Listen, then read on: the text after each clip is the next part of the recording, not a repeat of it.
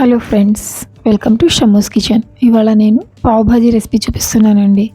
చాలా ఈజీగా, చాలా సింపుల్గా, చాలా త్వరగా చేసుకోవచ్చు. చాలా చాలా బాగుంటుంది. అందరికీ నచ్చుతుందండి ఇది. అందరూ ఇష్టంగా తినే ఫుడ్ అండి ఇది.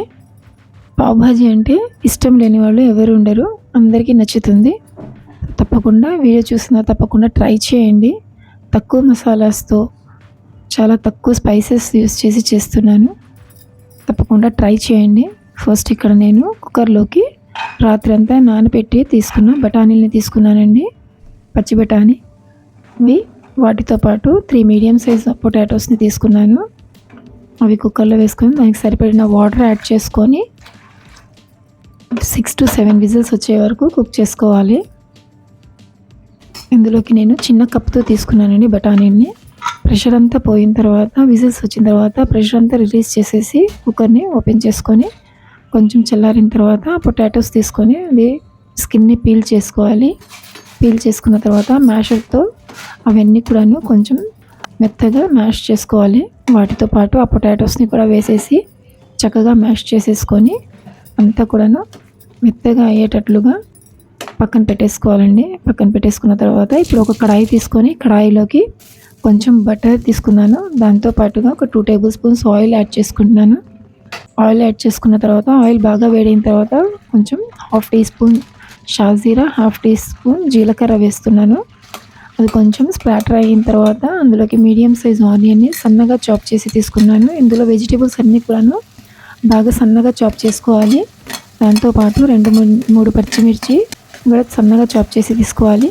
అవి కొంచెం ట్రాన్స్పరెంట్ అయ్యే వరకు మేము ఫ్రై చేసుకోవాలండి, సాటే చేసుకోవాలి. సాటే చేసుకున్న తర్వాత నేను ఇక్కడ 2 మీడియం సైజ్ టొమాటోస్ని మిక్సీలో కోర్స్గా గ్రైండ్ చేసి తీసుకున్నాను. అది కూడా కొంచెం సాఫ్ట్ అయ్యే వరకు కుక్ చేసుకోవాలి. కుక్ చేసుకున్న తర్వాత అది కొంచెం సాఫ్ట్ అయిన తర్వాత అందులోకి 1 టీ స్పూన్ అల్లం వెల్లుల్లి పేస్ట్ వేసుకోవాలి. వేసుకున్న తర్వాత చిన్న క్యాప్సికమ్ని చిన్న చిన్న ముక్కలుగా ఫైన్గా చాప్ చేసి తీసుకున్నాను. ఇది కూడా కొంచెం లైట్గా సాఫ్ట్ అయ్యే వరకు కలుపుకుంటూ ఫ్రై చేసుకోవాలి. ఫ్రై చేసుకున్న తర్వాత ఇప్పుడు అందులోకి మేము కొంచెం 1/2 టీ స్పూన్ పసుపు వేసుకున్న తర్వాత ఒకసారి బాగా కలుపుకొని అందులోకి 1 teaspoon garam masala, 1 teaspoon ధనియాల పొడి, 1 టీ స్పూన్ పావ్ భాజీ మసాలా వేసుకోవాలి. పావ్ భాజీ మసాలా సూపర్ మార్కెట్స్లో దొరుకుతుందండి. చాలా ఈజీగా దొరుకుతుంది ఎక్కడైనా సరేను. అవన్నీ వేసేసి ఒకసారి బాగా కలిపేసుకోవాలి. కలిపేసుకున్న తర్వాత ఇందులోకి ఇప్పుడు మేము మ్యాష్ చేసి పెట్టుకున్న పొటాటోస్ బఠానీ మిక్స్చర్ని ఇందులో వేసేసి బాగా కలుపుకోవాలి. అంతా మిక్స్చర్ అంతా కూడాను బాగా కలిసేటట్లుగా కలుపుకొని అడుగు పట్టకుండా కలుపుతూ ఉండాలి. ఇప్పుడు ఇందులోకి 1 టీ స్పూన్ కారం, 1 teaspoon Kashmiri red chilli powder వేసుకోవాలండి కలర్ కోసం. ఇందులోకి నేను ఇంకా అడిషనల్గా ఏం కలర్ యాడ్ చేయట్లేదు. కలర్ యాడ్ చేయాలనుకుంటే అది ఆప్షనల్ అండి. ఇది బాగా కలుపుకున్న తర్వాత ఇందులోకి మాకు కావాల్సిన కన్సిస్టెన్సీని బట్టి వాటర్ యాడ్ చేసుకోవాలి. వాటర్ యాడ్ చేసుకున్న తర్వాత ఇది అడుగు పట్టకుండా బాగా కలుపుకోవాలండి. అంతా మసాలాస్ అవన్నీ కూడాను బాగా కలిసేటట్లుగా కలుపుకున్న తర్వాత ఇప్పుడు అందులోకి రుచికి సరిపడిన సాల్ట్ వేసుకోవాలి. సాల్ట్ కూడా వేసుకొని ఒకసారి బాగా కలుపుకోవాలి. మధ్య మధ్యలో కలుపుతూ ఉండాలి.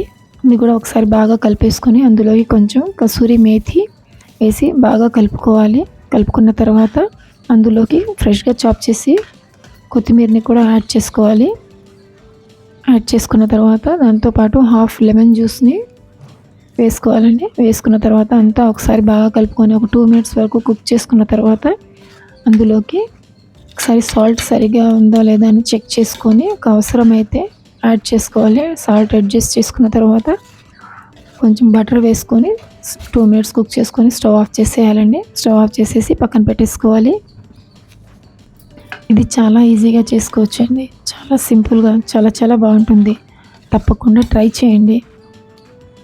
ఇది కూడా ఇప్పుడు బటర్ వేసుకున్న తర్వాత ఒకసారి కొంచెం లైట్గా కలుపుకొని పక్కన పెట్టేసుకోవాలండి. పక్కన పెట్టేసుకున్న తర్వాత అదే స్టవ్ మీద ఒక ప్యాన్ పెట్టుకొని ఫ్రైయింగ్ ప్యాన్ పెట్టుకోవాలి. ఫ్రైయింగ్ ప్యాన్ పెట్టుకున్న తర్వాత అందులో కొంచెం బటర్, కొంచెం కారం, కొంచెం ఫ్రెష్ కొత్తిమీరని యాడ్ చేసుకొని దాని మీద మేము పావుని తీసుకొని మధ్యలోకి కట్ చేసేసి ఇది కొంచెం టోస్ట్ చేసుకోవాలి మంచిగా.